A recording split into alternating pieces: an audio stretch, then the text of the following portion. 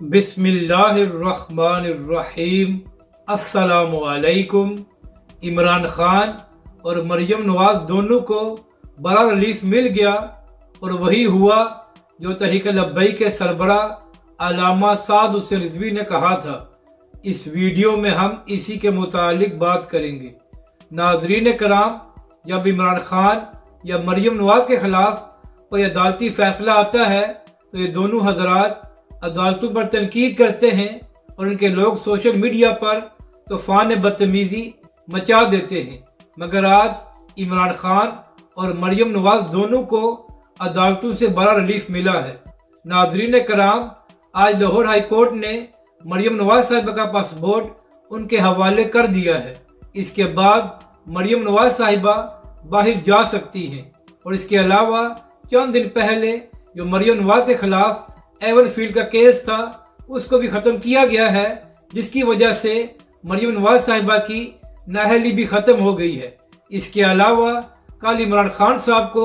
چھٹی والے دن ضمانت دے کر عدالت نے بڑا ریلیف دیا تھا، اور آج اسلام آباد ہائی کورٹ میں جو عمران خان کے خلاف توہین عدالت کا کیس چل رہا تھا اس کو بھی ختم کر دیا ہے، اور عدالت نے کہا ہے کہ عمران خان کے خلاف توہین عدالت کی کارروائی نہیں ہوگی۔ تو ناظرین کرام، اسی کے متعلق بات کرتے ہوئے تحریک لبیک کے سربراہ علامہ سعد حسین رضوی نے کہا تھا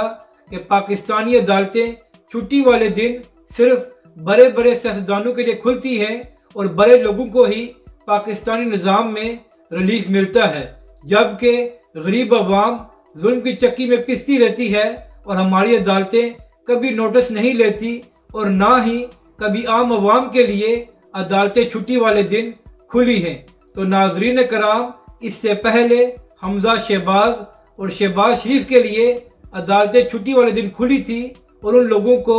ضمانت دی گئی تھی، اور کل عدالت عمران خان صاحب کے لیے کھولی گئی اور ان کو بھی ریلیف ملا ہے، جس سے یہ بات ثابت ہو گئی ہے کہ تحریک لبیک کے سربراہ علامہ سعد حسین رضوی نے صحیح کہا تھا کہ پاکستانی نظام بڑے بڑے سیاستدانوں کو تو